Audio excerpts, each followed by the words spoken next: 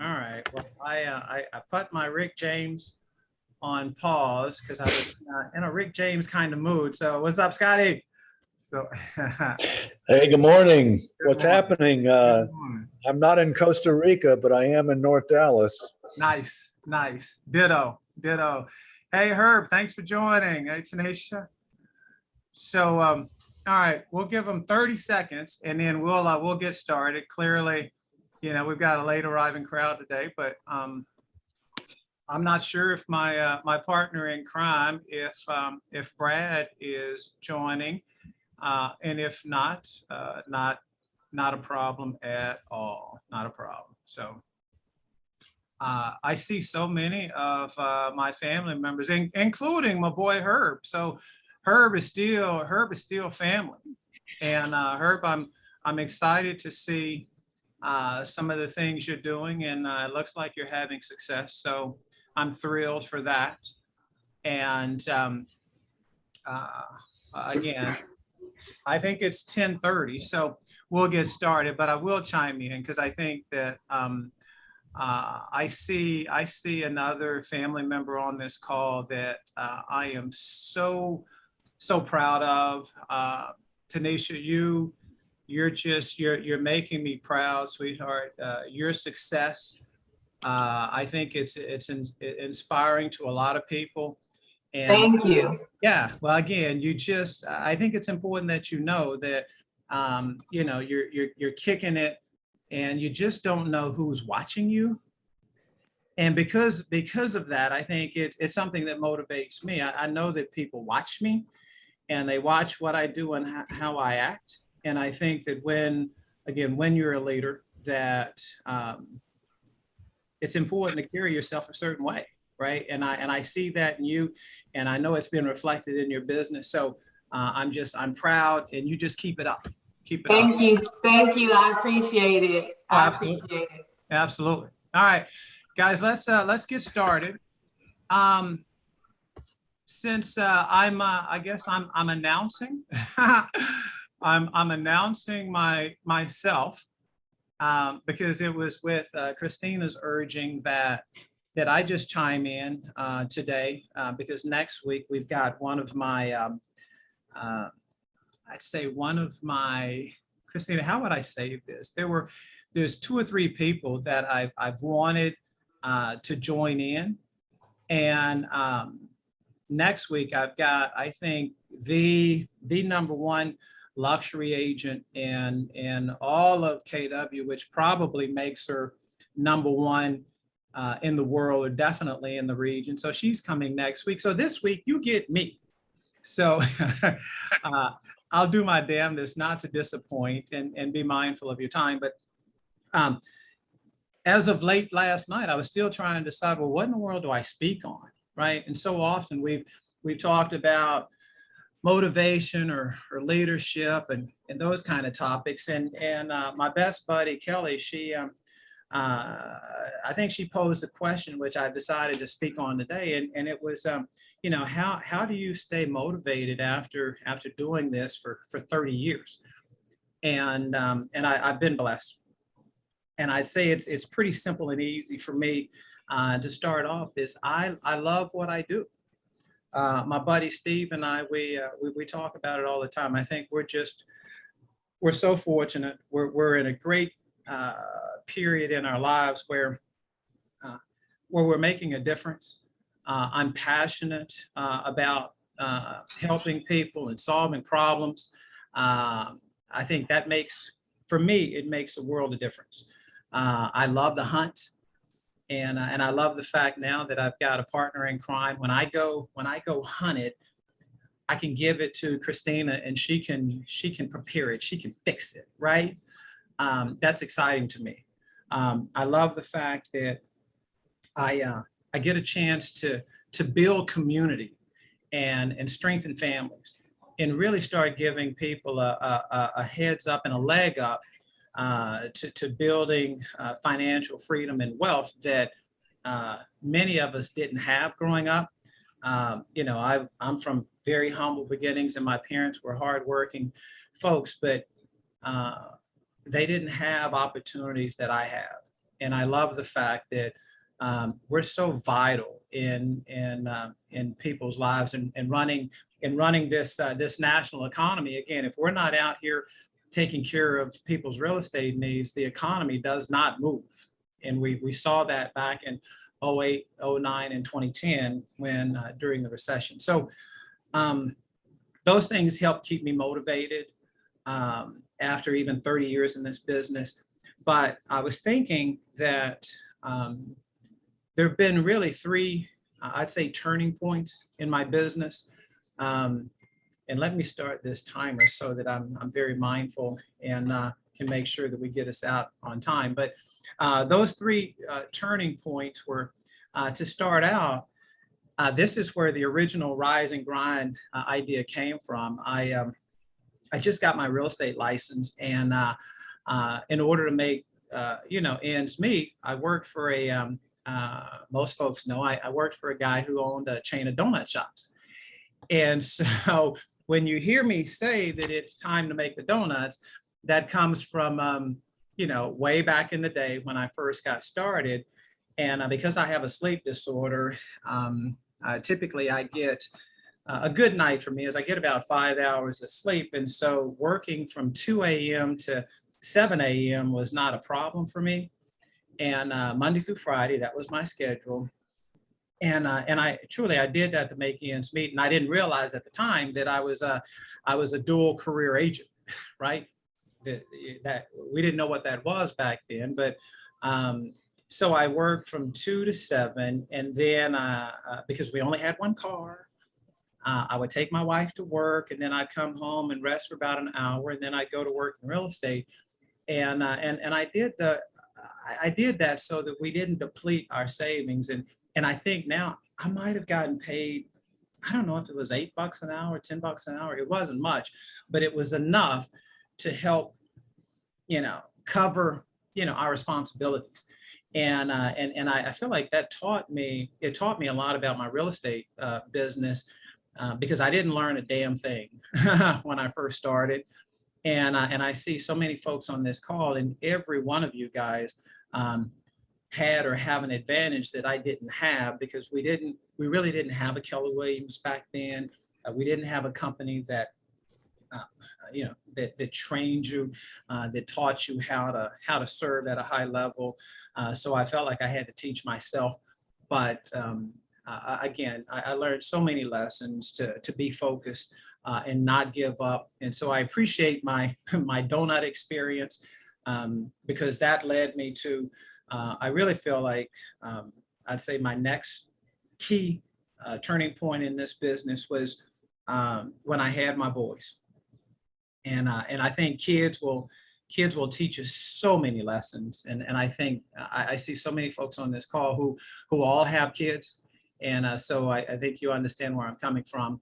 But when I had my boys, and especially when they got to a certain age, kindergarten, first grade, second grade, they wanted to be active. They wanted to play ball, soccer, basketball. It didn't really matter, and I wanted to be involved, and so I coached.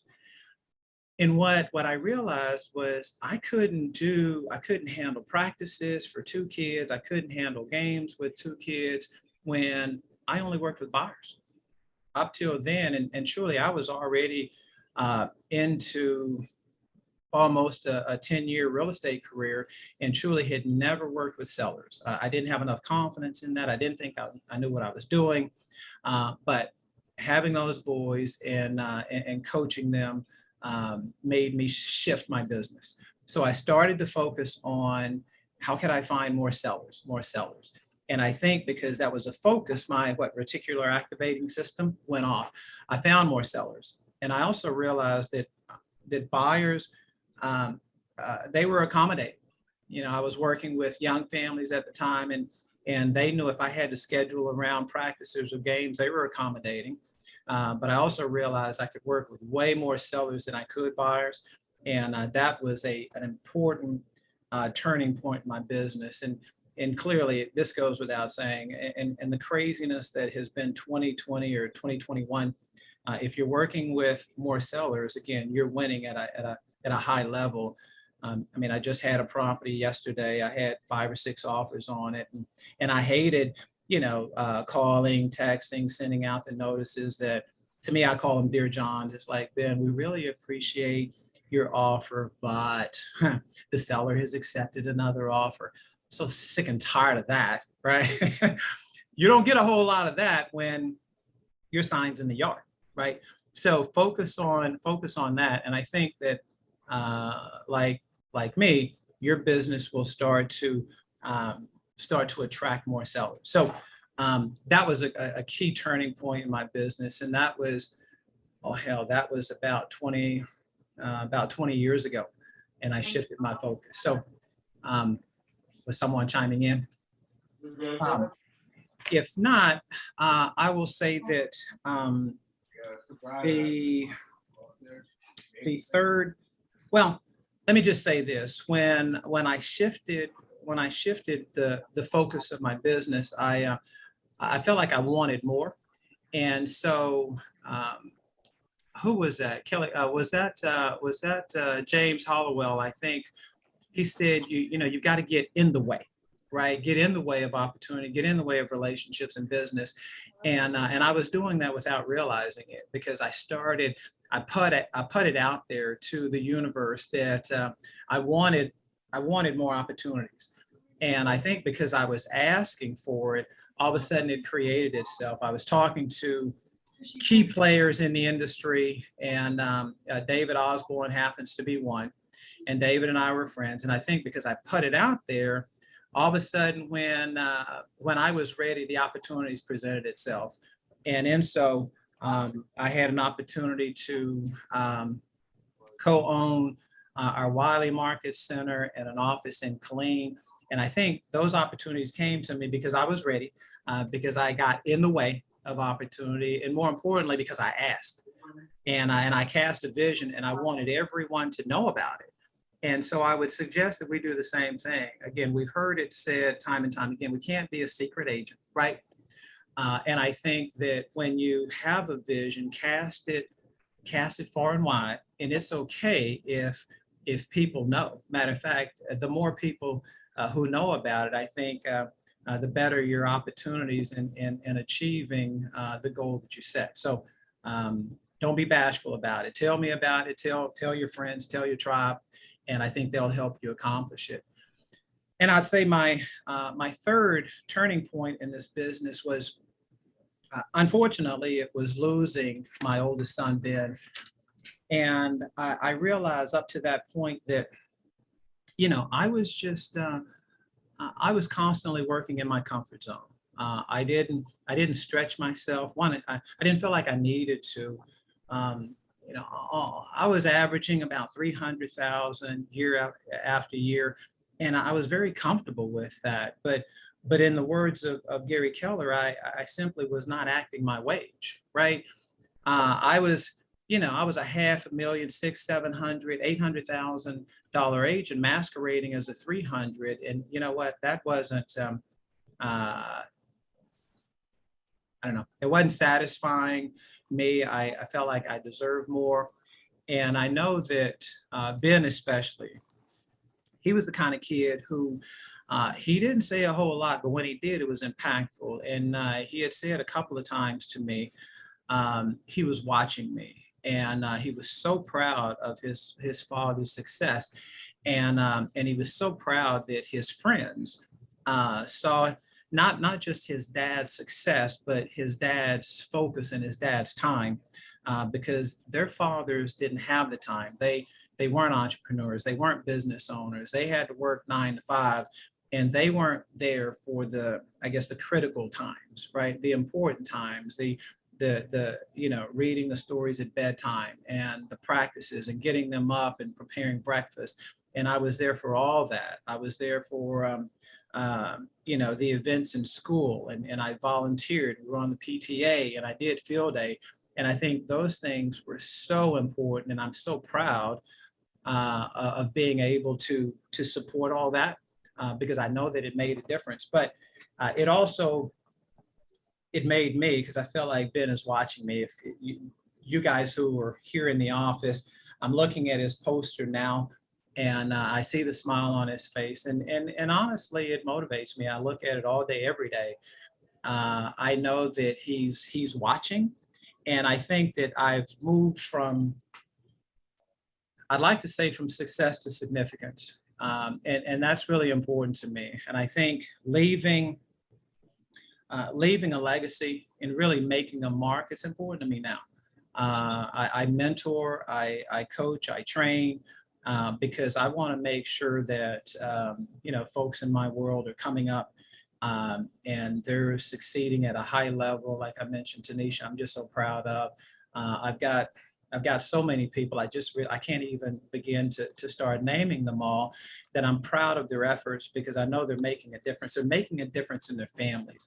And more than anything else, that's what's important. So I'm going to suggest that, I think it was John Clyde who I had on probably 2 months ago. He had mentioned, get out of your comfort zone and get into your strength zone. And for me, those were powerful words, because I realized that my strength zone was relationships and people.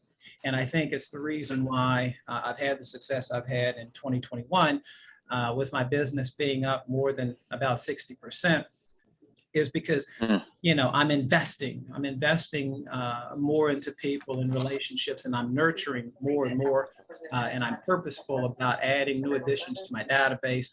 Those things are important to me, and I'm not sure who's on that I need to mute, but not that it's important, but I would encourage you to, again, get into your strength zone, whatever that is.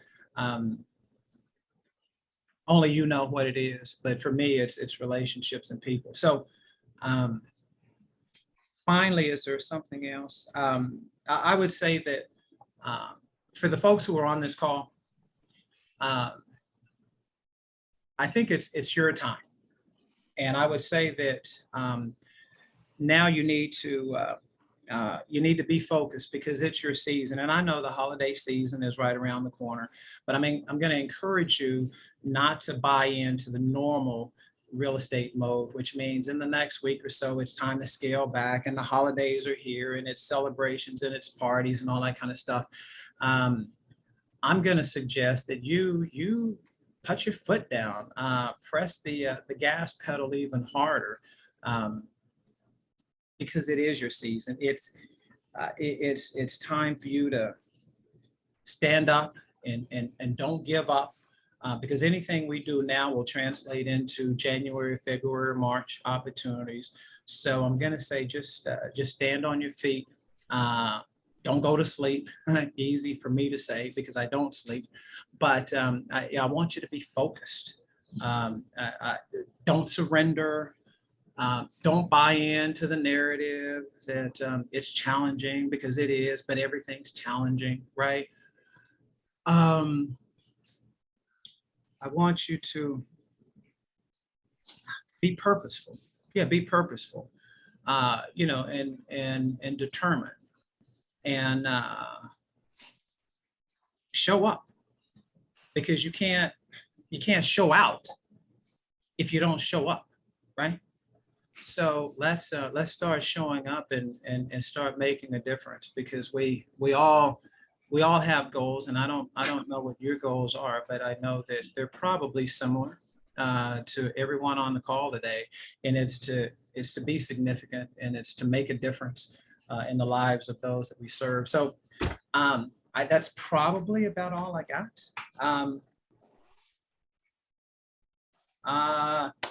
Try to think if there's something else that I want to impart to the audience today, and I appreciate everyone who's chimed in. Christina, is there something other than Masad's number in the chat? Is there any questions that anybody's got quickly before we? Oh man, and it's almost all good. My time. Wow, and I had no idea what kind of time that would be like, but. Was there someone chiming in? No?